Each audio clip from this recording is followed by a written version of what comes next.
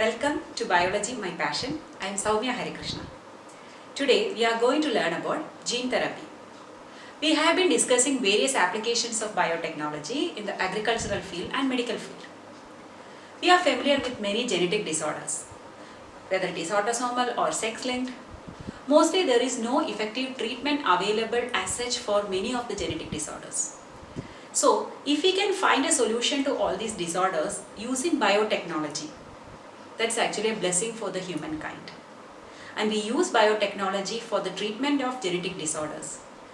Maybe within a few years, all these genetic disorders will become a history. So, in this module, we are discussing on gene therapy. What is gene therapy? Gene therapy is a collection of methods that allows the correction of certain defective genes in a child or embryo. So, during gene therapy, what are we doing? The patient is not having a proper functional gene or a defective gene. So, we are introducing a normal functional gene from a healthy individual or a donor, incorporate into the patient's cell or tissue. So, the gene that we are giving to them will start taking up the function of the non-functional gene and they will start functioning normally. So, that is called a gene therapy. So, this was first tried in the treatment of ADA deficiency. ADA is adenosine deaminase. This is an enzyme. What is the role of ADA in our body? It has a very crucial role in immune system. We all have, or the normal people have, ADA in their body or ADA gene in their genome. So, it will function properly so that from our bone marrow we produce the lymphocyte cells. We know both lymphocytes, B lymphocytes as well as T lymphocytes are equally important for us to have a proper immune system. Our lymphocyte cells or the immune system will help us to fight against various infectious diseases. There are unfortunate children born without the gene for ADA. So in their body, adenosine deaminase enzyme will not be produced. In the absence of adenosine deaminase, their immune system is also not proper or it is impaired.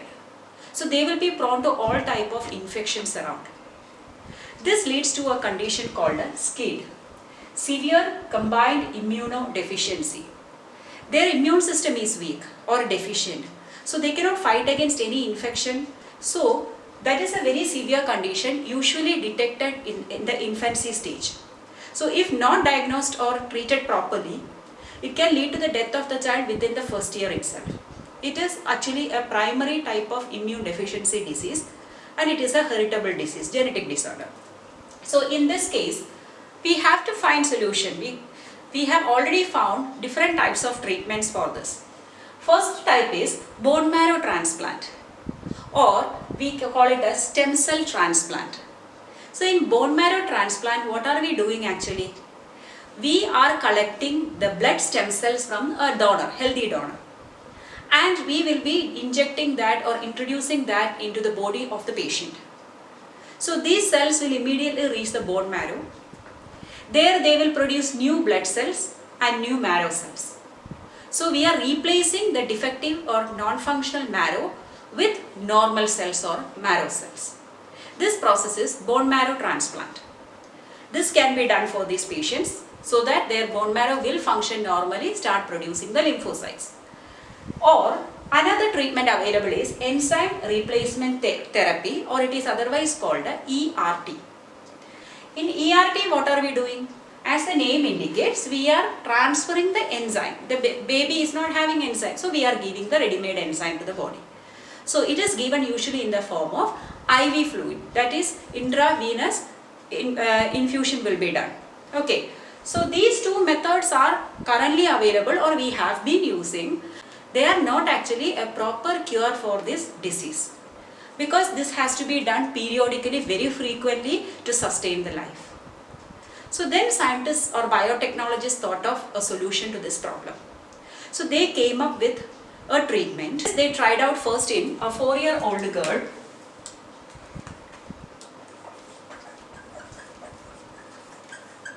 In the year 1990. So what did they do?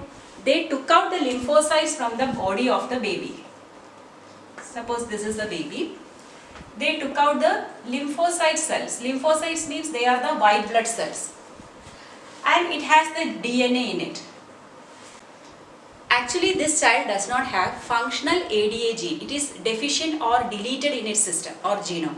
So no gene is available. So the scientists now keep the ADA gene here. Okay. So after this, it is given back to this lymphocyte cells, multiply the lymphocyte cells and then transfer it to the body of the baby. Now the baby has the ADA gene in the body, so it will start producing the ADA enzyme and the baby starts functioning normally. But this is not a permanent cure again, because lymphocytes are not immortal. After a period of time, the lymphocytes will die off. Again, from the culture they have preserved, they will keep more cells in their reserve and it will be transfused to the child periodically. But when can it be a permanent cure? If we can identify or diagnose the disease in the embryonic stage, and if we are manipulating the gene in the embryo, then when the embryo develops into the fetus and later into the baby, all cells will have the functional ADA gene in it. Actually, embryo, if you can do the gene manipulation, that is going to be a permanent cure. Now let us move into the details of how they did it. We know that when we want to transfer a gene of interest to animal cell, which is the vector that we are using? Retrovirus, right? So retrovirus is used here also.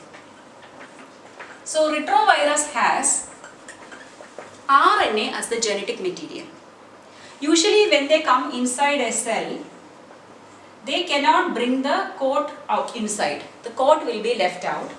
Only its RNA will come inside. Now they have to incorporate their genome into the host genome. So suppose the host DNA is here.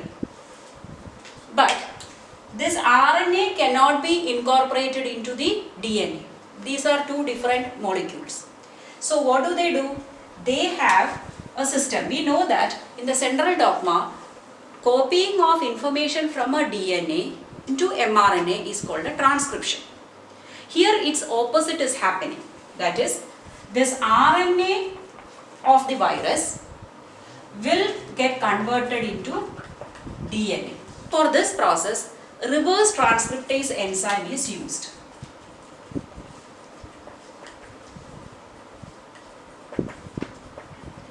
Reverse transcriptase. So where is that enzyme present? The virus has that enzyme with it. Okay. So after entering the cytoplasm of the host cell, the genome of the virus with its own reverse transcriptase enzyme will make RNA into DNA.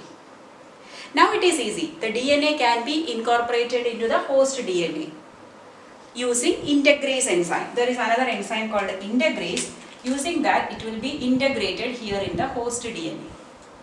So as a result, when the host DNA multiplies, along with that the viral DNA will also multiply.